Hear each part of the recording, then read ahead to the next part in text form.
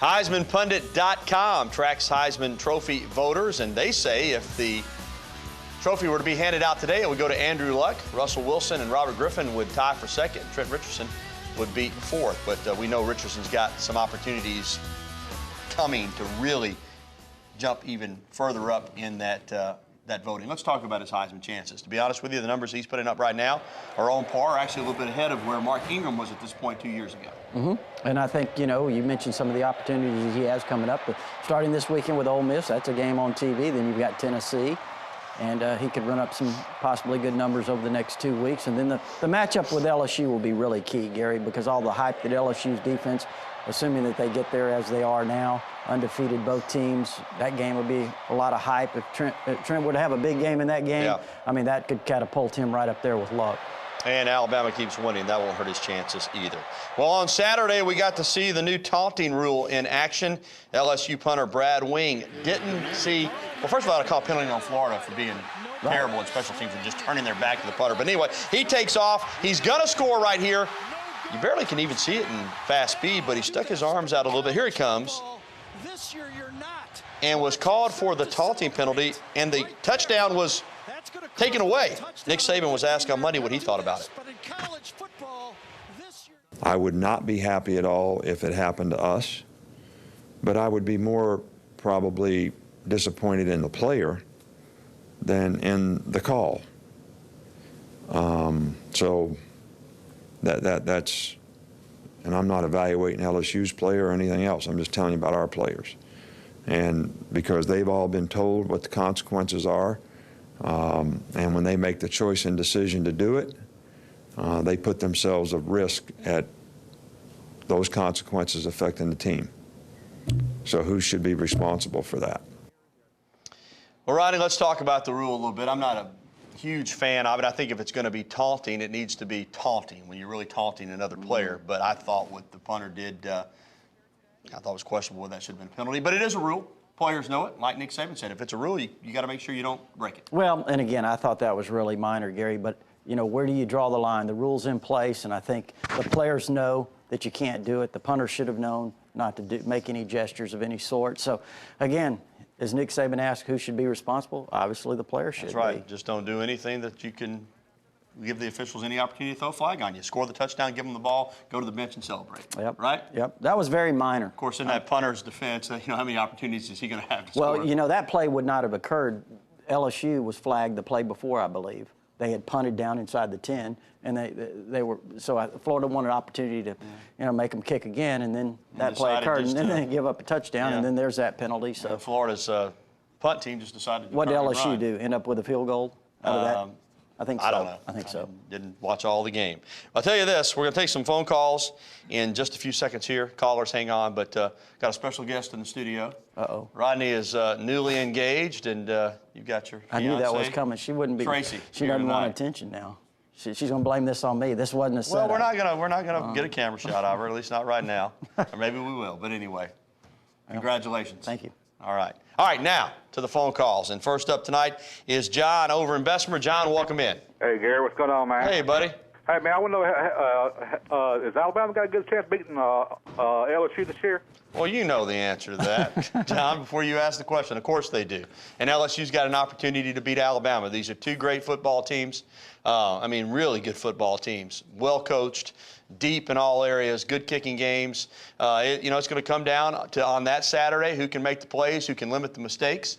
But, I like Alabama's chances playing at home. Yeah, definitely, no question about it. But I think that the first thing we need to focus on is Ole Miss. Again, Houston Nutt's known for pulling off a big upset every now and then. And, so you certainly don't want to look past them. They have some talented athletes. You have Tennessee, who I think Derek Dooley's done a great job coaching them. So, let's just get to the LSU game. Let's get to that week and see what happens. Yeah, it'll get here when it gets here, as I like to say. James is in Rainbow City over near Gadsden. James, what's up? Hey, guys. How y'all doing? Doing well, James.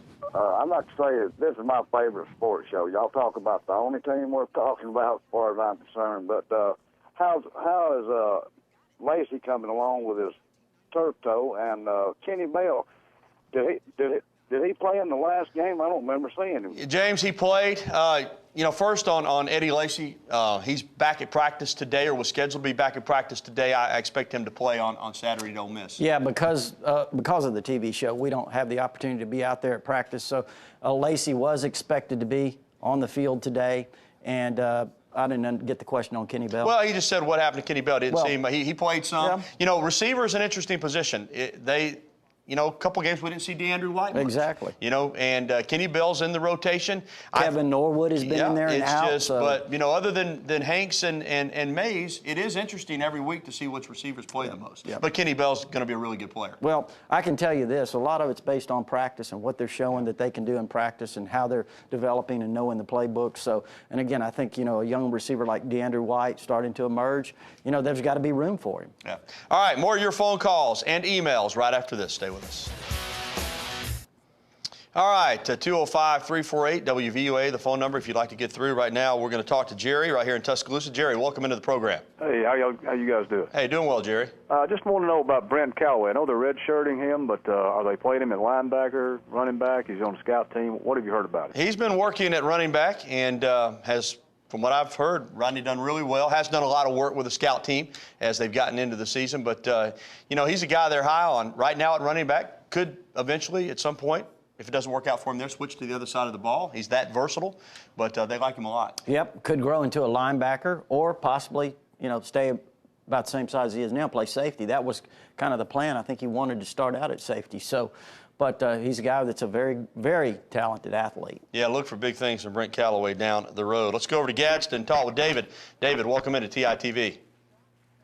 David, you with us? All right, David's gone. Wants to know how many players Alabama redshirt this year. Well, the best way to look at that is look at the players that have played. Right, 7 freshmen have played. We've come up with just about all of them. Sinceri, Dixon, DePriest, Clinton Dix, Cyrus Quanjo, Kristen Jones, and there's got to be one Jeffrey more. Pagan. Jeffrey Pagan. So everybody else you would think will redshirt, although we saw in Saban's first year, Brad Smelly have the red shirt pulled off of him after 6 games, so it's possible. But right now, those 7 freshmen have played. You would think everybody else would be held out and get an extra year of eligibility. I don't think there's any question at this point. All right, let's take an email from Bob in Tuscaloosa. What do you think the realistic expectations are for the Bama basketball team this year? Realistically, Bob, I think the NCAA tournament. I mean, that should be the goal of this basketball team, where they were that close last year. In my opinion, should have gotten in. You win the Western Division of the SEC. I think that ought to be enough to get a bid. But I think anything else short of that would be a disappointment for this team, in my opinion. Well, still to come, Rodney and I are 6-0 with our predictions so far this season. We'll tell you what we think about the game coming up in Oxford this weekend. That's coming up when Tider Insider TV continues right after these messages.